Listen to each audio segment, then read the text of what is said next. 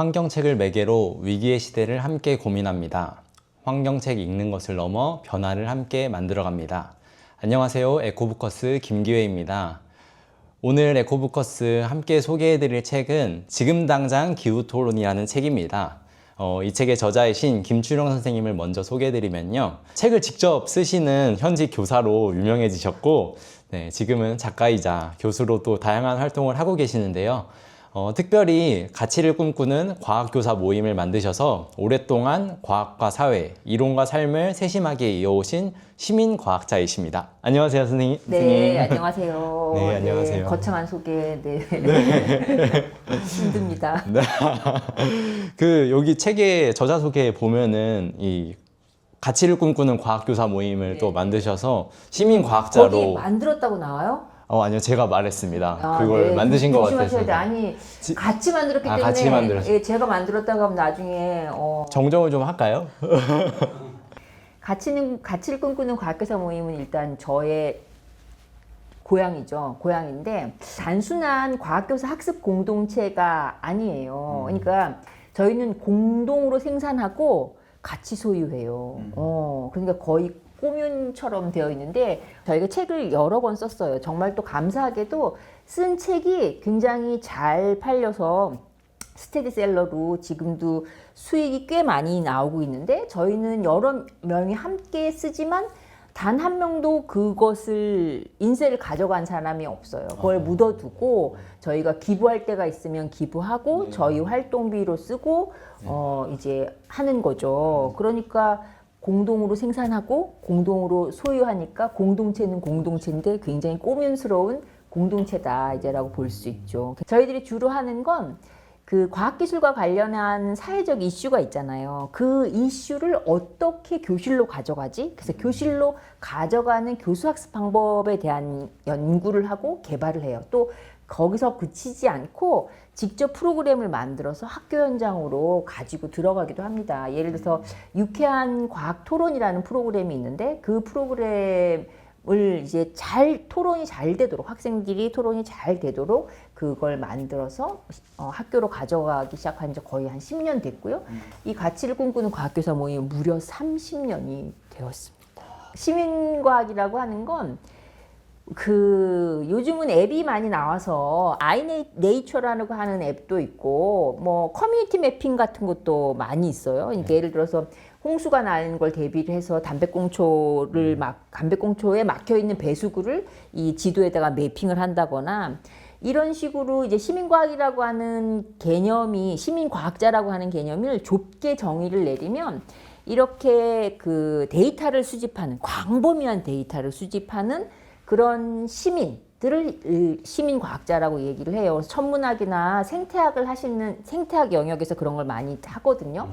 그런데 제가 시민과학자라고 이제 제 스스로의 정체성을 시민과학자라고 얘기하는 건 비단 그것뿐만이 아니라 단순하게 이제 수동적으로 데이터를 수집하는 것뿐만이 아니라 과학 연구의 개발 방향, 기술의 연구 방향에 대해 영향을 주고 또 그 연구 결과물을 평가하는데 목소리를 내고 이제 이런 부분들로서 시민과학자다라고 이야기를 하는 거죠.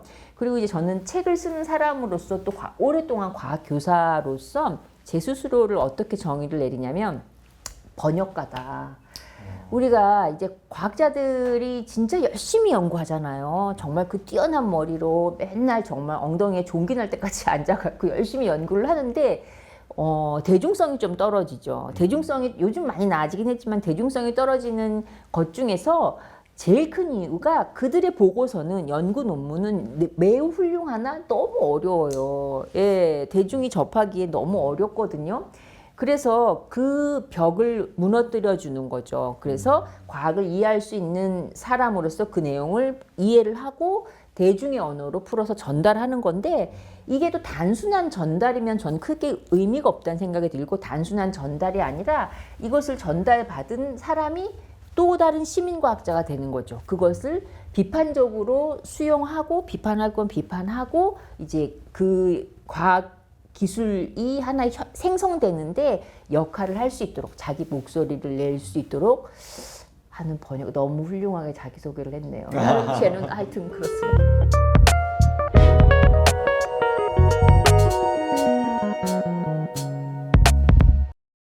이제 좀 책에 대한 질문을 좀 드리고 싶은데요. 이 책이 어찌됐건 청소년을 대상으로 또 토론의 어떤 쟁점을 또 제시하는 구성으로 이제 책이 만들어졌잖아요. 또 이렇게 책을 쓰시게 된 이유가 궁금한데 또 그 이유랑 또 이 책이 또 어떻게 좀 활용되었으면 좋겠는지도 한번 얘기해 주시면 좋겠습니다. 제가 이 기후위기 되면서 많이 들었던 게 뭐냐면 BAU라는 말을 엄청 평소는 전 들어본 적이 없는 얘기인데 BAU라는 말을 엄청 많이 들었어요. 네. Business as usual. 하던 대로 하면, 그러니까 평소 하던 대로 하면 폭망한다. 이게 그래프 과학자들이, IPCC 과학자들이 그래프를 그리고 네. 제일 나쁜 거에는 항상 BAU라고 쓰여 있잖아요. 이거 너 이대로 하면 폭망해라고 하는 게 이제 BAU인데 이 얘기는 뭐냐면 BAU가 되면 평소 하던 대로 하면 안 되는 거잖아요. 바뀌어야 하는 거거든요. 저는 이제 교육이 그러면 할 수 있는 일이 뭘까? 교육만이 할 수 있는 게 다양한 기후행동들이 있잖아요. 기후행동들 꼽으라고 하면 수백 가지가 나오잖아요. 근데 교육만이 할 수 있는 게 뭘까를 봤더니 가치를 새롭게 정립하는 것. 새로운 가치 재정립이 교육이 할 수 있는, 교육만이 할 수 있는 일이고 실은 우리가 당장 발등에 떨어진 눈앞에 불을 끄는 것에만 급급하지 않고 다시는 이런 우를 범하지 않기 위해서 우리가 좀 더 장기적인 전망을 가졌을 때는 새로운 가치를 정립하는 게 굉장히 중요하다고 생각하거든요. 근데 가치는 정말 잘 안 바뀌잖아요. 예. 근데 교육에서 그나마 교육이 굉장히 영향력을, 가치를 정립하는데 영향력을 만들 수 있는데 제가 어떻게 하면 가치를 새롭게 만들 수 있을까? 그런 교수학습 방법이 어떤 게 있을까? 이제 고민을 하다가 제가 내린 결론이 흔들기예요. 흔들기. 이미 있는 거를.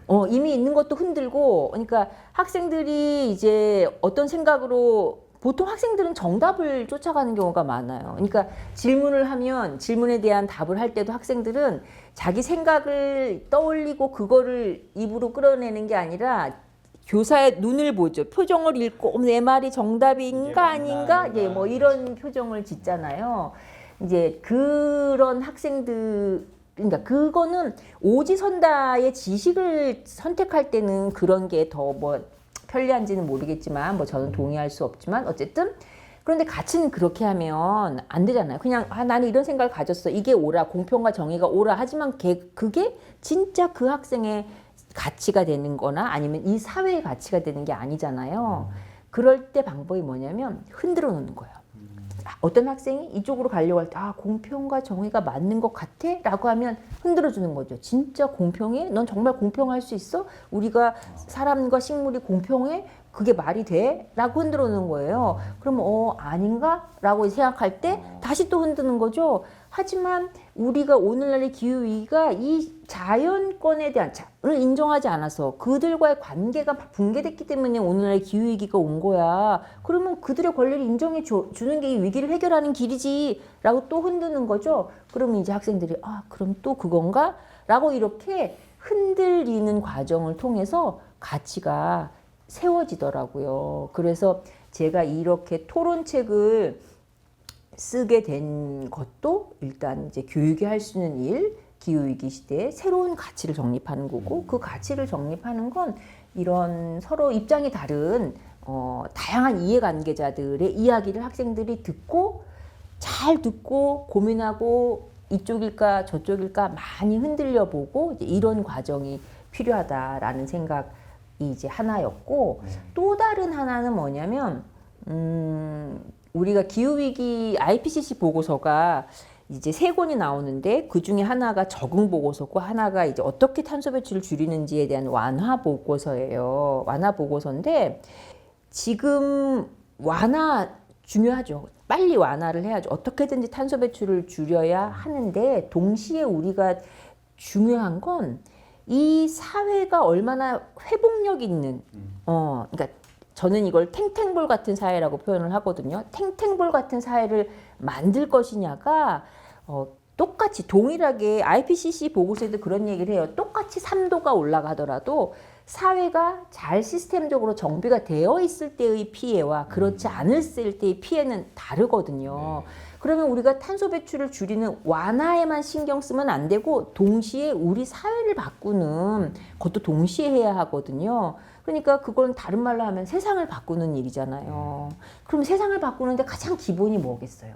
가치관.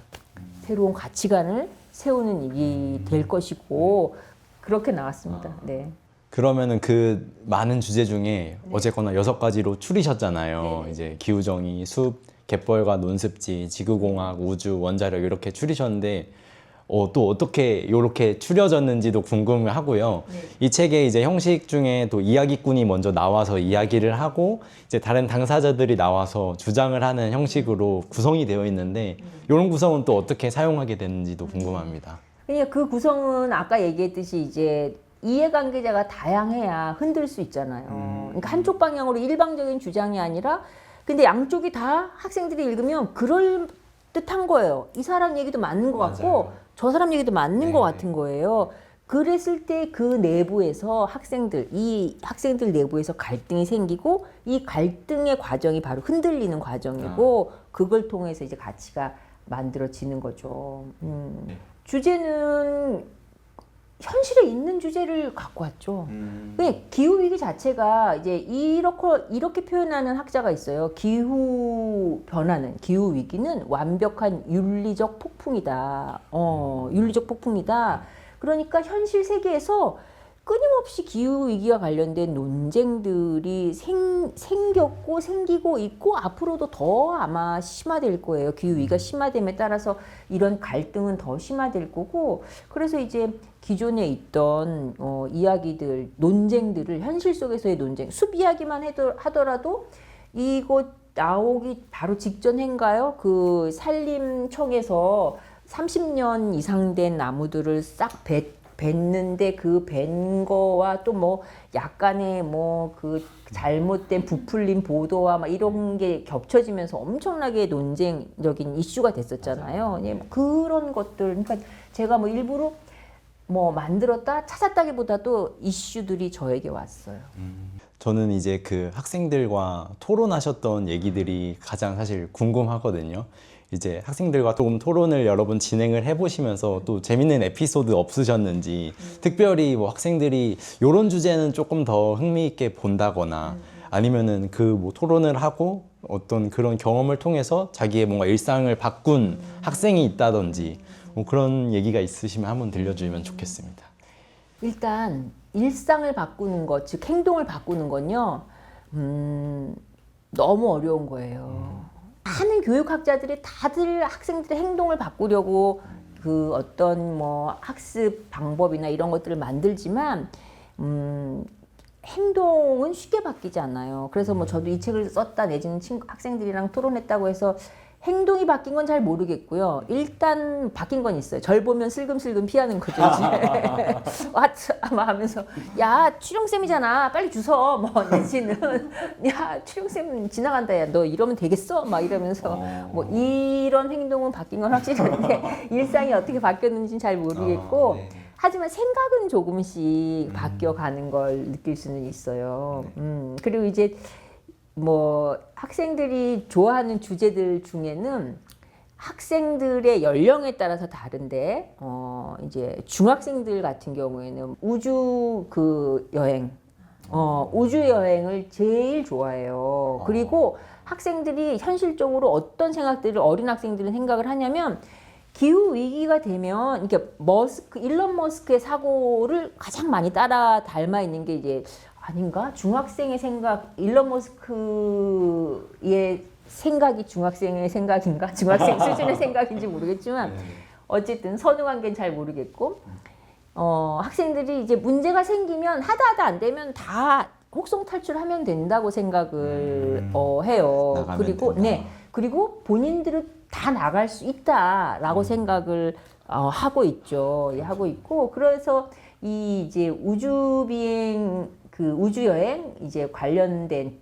것을 제일 좋아하고 뭐 지구공학 같은 얘기도 좋아하고 그다음에 숲 얘기도 좋아하고 이제 그러더라고요. 학생들이 그렇게 생각하는 것처럼 우리 지구가 망하면은 탈출하면 돼 이런 것처럼 사실상은 진짜 그런 상황이 생기고 한다고 해도 모두가 탈출할 수 있는 건 아니잖아요. 또 이제 일부의 정말로 사람들만 뭔가 그런 뭐 꿈을 꾸고 하는 건데 사실 그거 전체는 이제 조금 비현실적인 이야기고 사실 저희가 뭔가 이 책에서 또 우리가 생각해야 되는 거는 우주로 나갈 생각이 아니라 우리의 행성을 잘 지켜야 된다는 그런 생각들인데 이제 이런 생각들을 그러면은 학생들한테 어떻게 전달을 할 수 있을지 이런 게 또 궁금하긴 합니다. 쉽지 않죠. 쉽지 않은데 어쨌든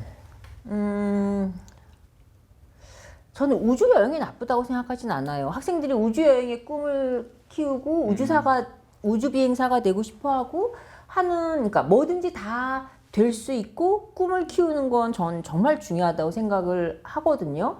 그리고 이제 그런 꿈을 막자라고 하는 게 아니라 그 꿈이 진짜 아름다워지기 위한 전제 조건이 무엇이어야 할 것이냐라고 하는 부분들 미처 생각하지 못한 부분에 대한 어떤 이제 그 약간의 언급 이런 것들이 필요한 것 같은데 지금 현 시기에서 그러니까 미래는 어떻게 달라질지 모르지만 지금 현 시기에서의 우주 비행 뭐 무중력 체험이죠. 정확히 얘기하면 우주 여행은 아니고 그냥 어떤 한 지점에 가서 무중력을 짧게 체험하고 내려오는 건데 실은 그 짧은 체험 그러니까 보통 지금 현재 한 3개사 정도가 진행을 하고 있는데 모든 그 우주선마다 최대 탑승 인원이 한 4명, 5명 정도밖에 안 되는 거예요. 근데 그 4명, 5명이 우주로 가기 위해서 무중력의 그 궤도에 올라가기 위해서 엄청난 양의 에너지를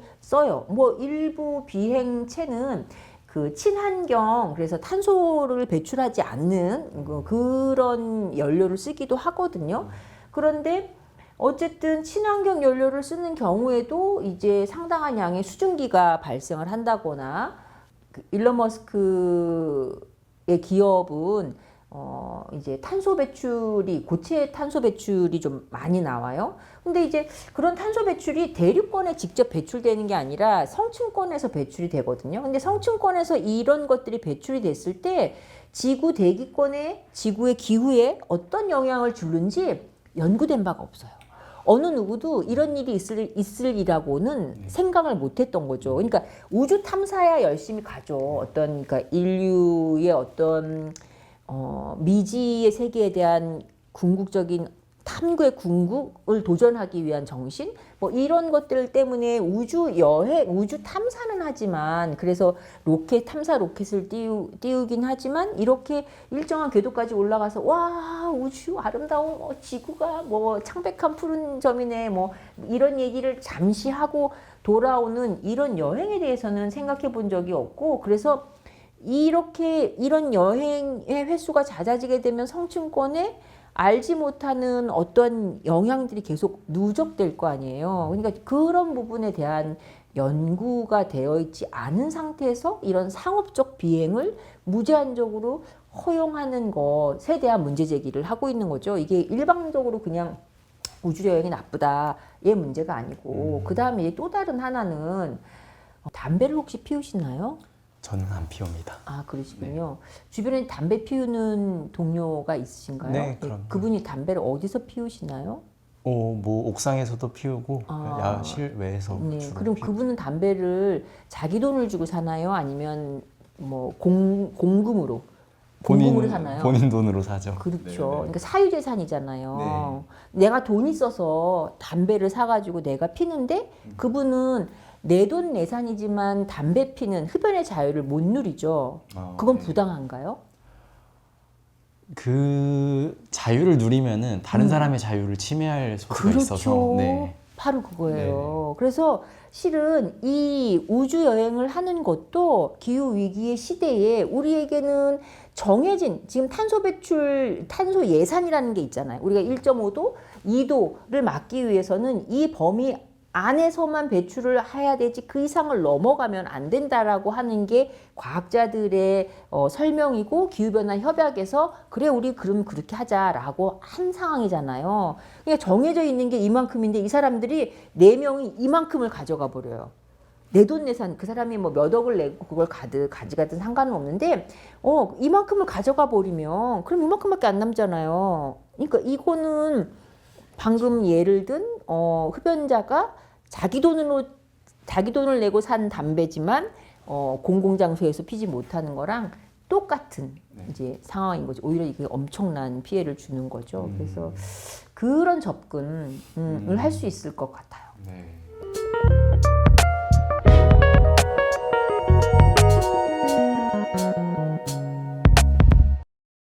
기후정의 파트에서 이제 기후 위기를 이야기할 때는 이제 공평과 정의를 생각해야 된다라고 좀 강조를 많이 해주셨는데, 이 기후정의를 실현하기 위해서 좀 어렵지만 우리 사회가 변해야 할 부분 이런 것들이 있으시면 네, 소개해 주시면 좋겠습니다. 변할 게 너무 많죠. 뭐부터 얘기해야 되나 진짜. 저는 일단 공평과 정의 되게 거창하고 어려운 말인데 그걸 다른 말로 표현하면 이런 말 같아요. 관계를 회복하는 거예요. 일단 사람과 사람의 관계를 회복해야 해요. 그건 불평등 문제겠죠. 네. 그리고 두 번째로는 사람과 사람이 아닌 것들, 자연일 수도 있고 이런 사람과 사람이 아닌 것들과의 관계를 회복하는 것, 이게 바로 공평과 정의를 다른 말로 표현하면 관계 회복이 아닐까? 그래서 우리가 기후 위기 시대에 종국적으로 추구해야 되는 건 관계의 회복이다. 저는 이렇게 네. 멋있죠. 네, 너무 우리 사회가 기후정의로 나아가기 위해서 이런 부분은 조금 먼저 변했으면 좋겠다. 너무 많지만 좀 생각하시는 게 있으시면 함께 얘기해 주세요. 교육학에서는 탈학습이라는 걸 얘기를 해요. 사회적으로 오랫동안 누적된 오개념이라는 게 있을 수 있어요. 네. 그 중에 대표적인 게 성장에 관련된 거죠. 경제적 이익, 경제 성장을 위해서라면 우리는 모든 것도 다 참고 가야 돼라는 거잖아요. 그래서 그 교육학에서 얘기하는 탈학습이 되어야 될 1순위가 바로 성장에 대한 것, 성장에 대한 성장의 물음표를 찍는 것부터 시작을 하는 그런 탈학습이 우리 사회에서 일어나야 한다는 생각이 들고, 정말 기후변화 때문에 진짜 힘들고 어렵고 위험하고 나쁘지만 그 중에서 그나마 괜찮은 것 중에 하나는 뭐냐면 우리가 이 성장이라는 거에 물음표를 찍었을 때 그것에 수용하는 정도가 좀 달라졌더라고요. 그러니까 불과 얼마 전까지만 해도 성장을 멈춰야 돼라는 얘기는 감히 입 밖으로 내기가 쉽지 않았거든요. 그런데 이제는 그런 얘기를 해요. 이 성장의 문제야. 어떻게 성장을 멈추지? 성장의 대안이 뭐지? 그러면 이런 얘기를 이제는 대안을 우리가 찾아 나가는 게 그게 교실에서도 그런 게 이야기가 가능한 상황이거든요. 학생들도 그것들을 받아들일 때 그래 그럴 수 있어. 어떤 대안이 있을까라는 생각을 하고 그래서 그게 정말 슬픈 기후 위기지만 그나마 하나 건진 게 있다면 우리가 어떤 사회가 바뀌어야 된다. 성장에 대한 탈학습이 시작된 것 이런 거라고 볼 수 있을 것 같아요. 또 공교롭게도 여기 장소가 달성장가 대환연구소 네. 공간인데요. 그 소장님을 오시고 고견을 좀 들어봐야 되지 않나요? 네. 이 책에서도 이제 성장을 멈춘 사회가 과연 행복할 수 있을까? 이런 질문이 나옵니다. 만약 또 이 질문을 이렇게 다시 해본다면은 이런 행복의 기준을 어떻게 다시 정의할 수 있을까? 요거에 대해서 혹시 답을 해주실 수 있을까요? 답은 못하죠. 답이 어디 있겠습니까? 그냥 저의 생각을 말씀해 부족한 주세요. 생각을 얘기를 하자면 저는 이제 IPCC 보고서를 보다가 너무 이제 마치 문학 작품을 읽었을 때처럼 감동적인 영화를 봤을 때처럼 막 심쿵한 대목이 있는데 뭐냐면 웰빙에 대한 얘기를 하고 있어요. 근데 이제 우리나라에는 웰빙이 들어올 때 그게 의료 보조 제품 이거랑 함께 들어와서 웰빙 하면 좀 무슨 약 이름 같기도 맞아요. 하고 좀 그런데 IPCC 보고서에 보면 웰빙이라는 얘기가 엄청 많이 나옵니다. 그러니까 우리가 추구해야 되는 목표가 뭐냐? 웰빙. 그래서 웰빙을 어떻게 번역하는 게 좋을까요? 웰빙을 뭐라고 번역하면 좋을까요? 웰빙. 좋은 삶? 좋은 삶. 네. 그렇죠. 저는 어떻게 했냐면 괜찮은 삶? 괜찮은 삶. 괜찮은 삶이라고 번역을 저는 한번 해봤는데 그 국어 사전에 보면 그 참살이라고 우리나라 순 한글을 넣어놓고 그것에 대한 정의를 잘 먹고 잘 살기라고 이제 정의를 내려놓은 거예요. 근데 그것도 썩 마음에 들진 않는데 근데 IPCC 보고서에서는 뭐라고 얘기하고 있냐면 제가 좀 보고 읽을게요. 좋은 삶이란 역사, 시, 예술, 종교, 철학을 공부하고 지역의 관심과 문화를 충족하는 그런 웰빙을 디자인하는 것이다. 제가 이 대목을 발견하고 너무 멋있다. 진짜 무슨 감동적인 그 드라마를 본 것 같았어요. 기후 숲파트에서도 좀 궁금한 게 있는데 이제 숲파트에서 경쟁 대신 협동이라는 대목이 좀 크게 인상적이었어요. 이 이야기가 또 식물이라서 가능했던 건지, 네, 인간은 이제 어떻게 숲의 방식으로 협동해서 이 행성 위기를 극복할 수 있을지. 이미 숲이나 식물의 세계에서 협동이라고 하는 게 많이 받아들여졌다라는 걸 전제하고 말씀하시는 거잖아요. 정말 반가운 질문이고요. 그런 의미에서 크로포트킨이라는 분이 있어요. 예, 러시아 사람인데 아주 옛날 사람이에요. 그 사람이 어떤 책을 썼냐면 만물은 서로 돕는다. 예, 여기서 만물이라고 하는 건 사람도 포함되고 모든 동물, 식물 이런 게 다 포함되는 걸 이야기하는 거죠. 그러면서 이 사람의 이 만물은 서로 돕는다의 책에 보면 다양한 동물들이 어떻게 서로 돕고 있는지에 대한 사례가 굉장히 많이 나와 있어요. 나와 있고 이제 우리가 흔히들 많은 이제 오해가 자연 선택에 대한 오해가 이제 이런 얘기를 하는데 적자 생존이 힘이 세고 뭔가 우월한 능력을 가지고 있어서 자연 선택이 돼서 그걸 적자 생존이라고 한다고 생각을 하는데 그게 아니라 그 환경 조건에 어떤 환경 조건인지 모르죠. 어떤 환경 조건에 우연히 어떤 개체가 잘 맞아서 그 잘 맞은 개체가 살아남는 것 뿐이죠. 예. 그래서 어떤 것들이 진화의 과정을 통해서 자연 선택되고 진화의 이 과정에 남았다라고 해서 그 개체나 그 종이 더 탁월한 유전자를 가지고 있다라고 생각하면 절대 안 되고요. 절대 안 되고, 이제 이런 거 한번 생각해 보세요. 동일한 조건이라고 한다면 환경적 압박, 생태적 압박이 동일한 조건이라고 한다면 어떤 종의 군집이 있어요. A라는 군집과 B라는 군집이 있는데 A라는 군집은 굉장히 폭력적이고 경쟁적이고 서로 싸우기를 좋아해요. 그런데 B라는 군집은 서로 잘 도와요. 어떤 군집이 잘 살아남겠어요? 똑같은 조건에 어떤 생태적 압박을 받는다고 한다면. 당연히 B일 것 같은데. 그렇죠. 네네. 당연히 B예요. 네네. 네, 다윈도 그런 얘기를 했어요. 그래서 이게 우리가 개체 수가 많아서 많은 경우에는 정말 이런 경쟁이 일어날 수밖에 없겠지만 자연계에서의 위험은 개체 수가 많아서인 경우보다는 개체 수가 적어서 생기는 경우가 위험한 경우가 더 많거든요. 그래서 이렇게 개체 수가 적은 동물들의 세계에서는 그 상호 협동적인 종과 그 군집이 훨씬 더 잘 살아남는다. 하면서 이제 이 크로포트킨이 이제 다양한 사례를 이야기를 하고 있죠. 그리고 그게 단순히 동물들의 사례로 끝나는 게 아니고 이제 뭐 북미 인디언 부족 예를 들면 그 다음에 남태평양에 있는 그 섬들 그 다음에 뉴질랜드의 이런 그 인류학적 증거들을 조사를 해서 선물 경제, 선물이라고 하는 거 요즘 주식 투자할 때 나오는 선물 말고 기프트. 네. 그래서 선물을 주고 받는 이 주고받는 게 너무나 당연한 거고 이 주고받는 행위를 중심으로 해서 그 사회가 이루어지는 그 부족 사회의 사례들을 막 소개를 하고 있어요. 그러면서 또 재미있었던 건 뭐냐면 포틀레치라고 하는 말이 있어요. 포틀레치는 뭐냐면 일종의 나쁘게 말하면 광란의 파티? 어떤 광란의 파티냐면 그 부족 사회에서는 잉여를 남겨서 잉여를 축적하지 않아요.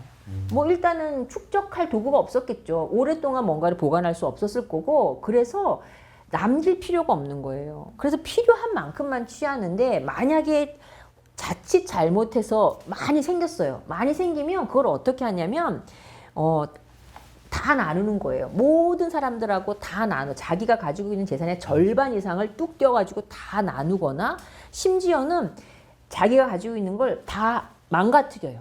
파괴시켜버려요. 다 파괴해서 잉여를 없애는 걸 포틀레치라고 이야기를 하거든요. 얼마나 많이 가지고 있는 자가 존중받는 자가 아니라 얼마나 많이 나눴어.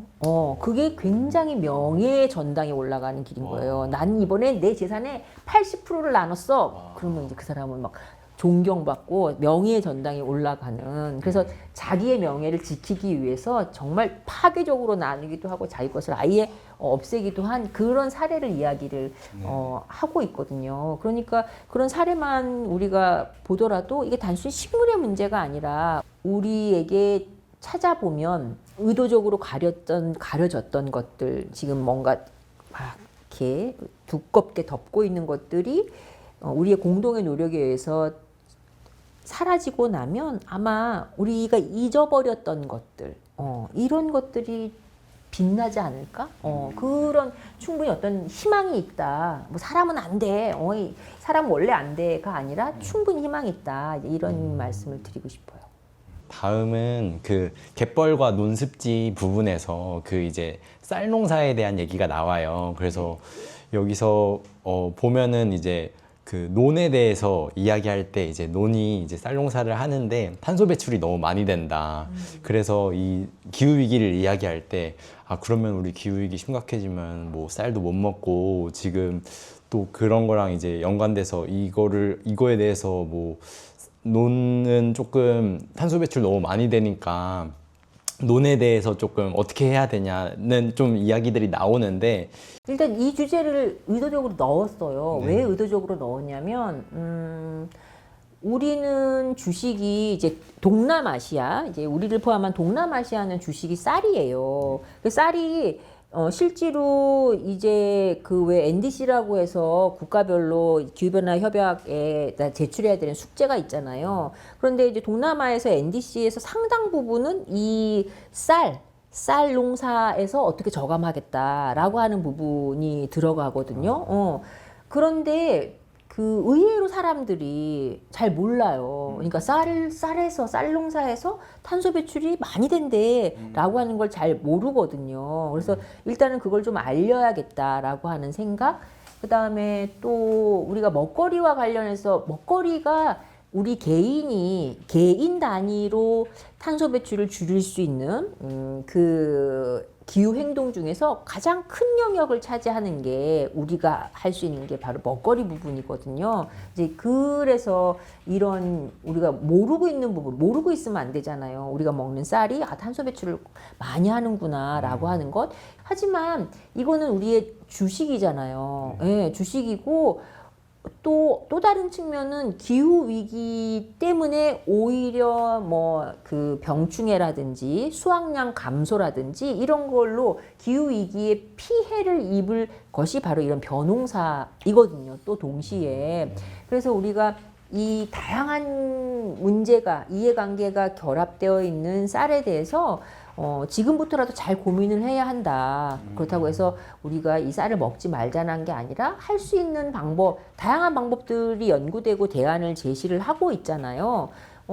그런 게 이루어져야 된다라는 거죠. 다양한 대안들이 제시되고 그 대안들을 실행해보고 왜 논물 그러니까 됐다가 뺐다가 하는 거, 논의 물이 항상 차 있지 않도록 하는 방법을 이야기를 하는데, 또 다른 연구에서는 그랬을 경우에 아산화질소가 더 많이 발생한다라는 연구 논문도 있어요. 그러니까 이런 게 바로 이렇게 이슈가 집중되어야지 연구가 더 활발해지고 우리가 합리적인 대안들을 찾을 수 있겠죠. 이제 그런 차원에서 저는 책에서 이걸 좀 다뤘습니다. 아.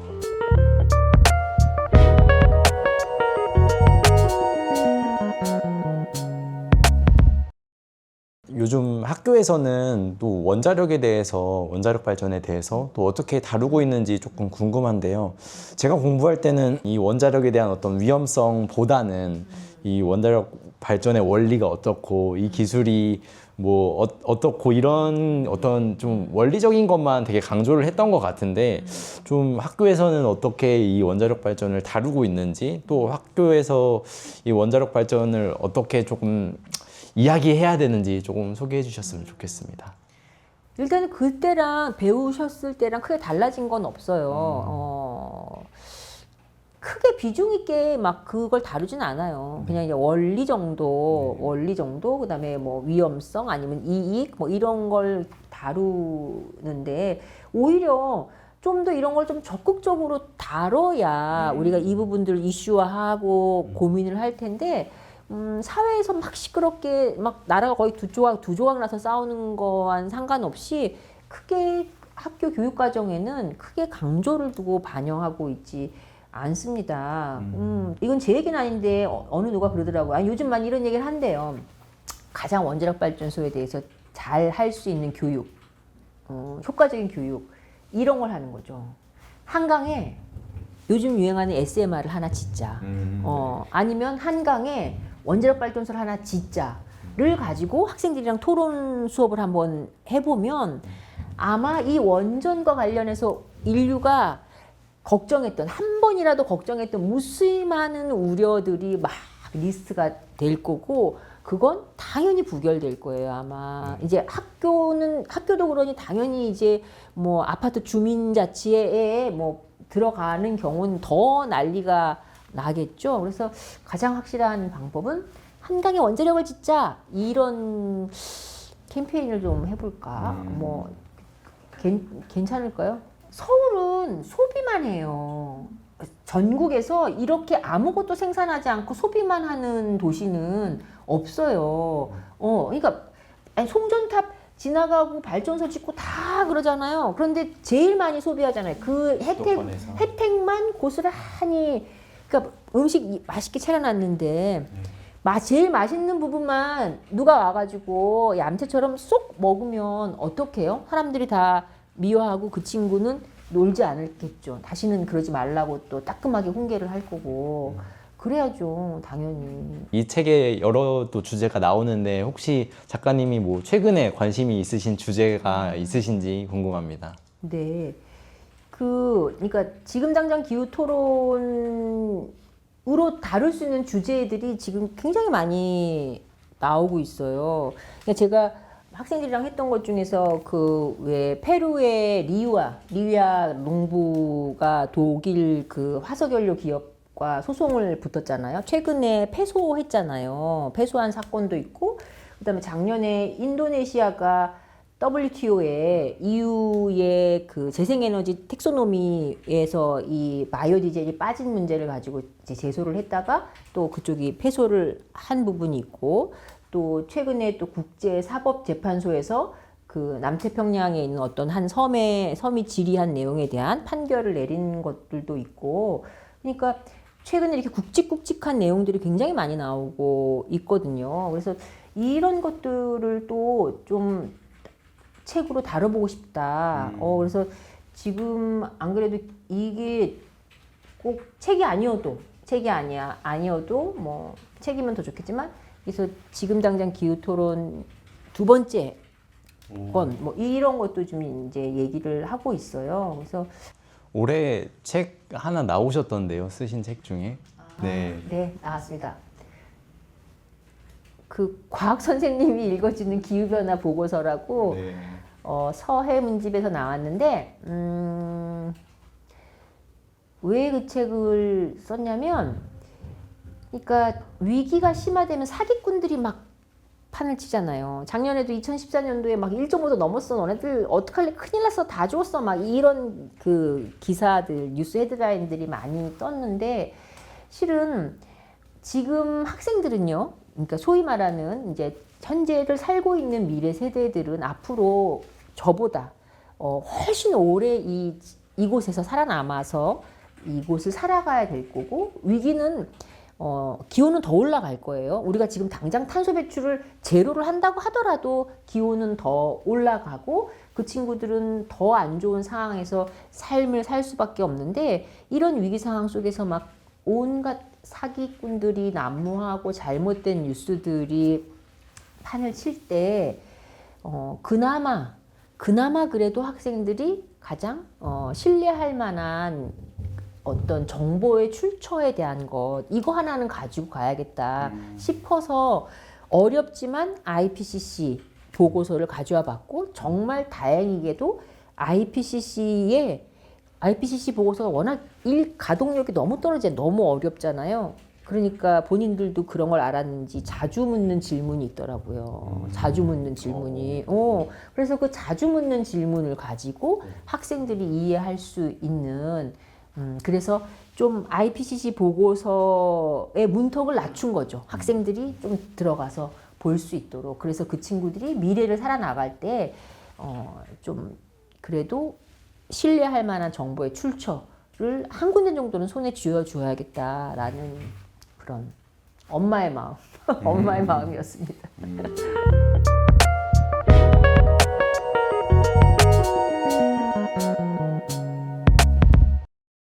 맨 마지막 질문은 이제 뭐 앞으로 어떤 활동을 하실 예정인지에 대한 얘기인데, 뭐 이 말씀을 해주셔도 되고, 뭐 하고 싶은 말씀이 있으시면 또 마지막으로 해주시면 좋겠습니다.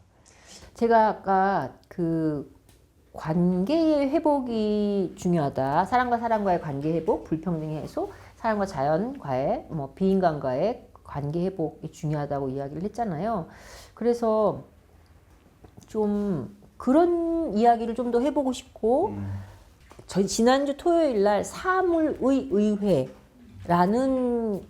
것을 시작을 했어요. 제가 거기 조직위원으로도 같이 활동을 하고 있는데 11월 1일과 2일에 시청 청사를 빌렸어요. 그래서 그 이제 인간 그룹 5개와 비인간 그룹 5개의 10개의 그룹이 만나서 기후 위기 시대에 무엇이 필요할 것인가를 가지고 이제 그 의회 공간에서 논의하는 시간을 갖거든요. 그래서 좀 이제 우리가 평소에 이제 여태까지 듣지 못했던 아니면 들으려고 하지 않았던 그런 비인간 존재들의 목소리, 듣는 것, 보는 것, 이런 것들을 좀 더 해보고 싶다, 이런 생각을 가지고 있습니다. 네, 오늘 저도 그 마찬가지로 그 관계 회복이라는 말이 정말로 마음에 많이 와닿고 남았습니다. 네, 오늘 지금 당장 기후 토론의 작가이신 김준현 선생님 만나 뵀습니다. 감사합니다. 네, 감사합니다.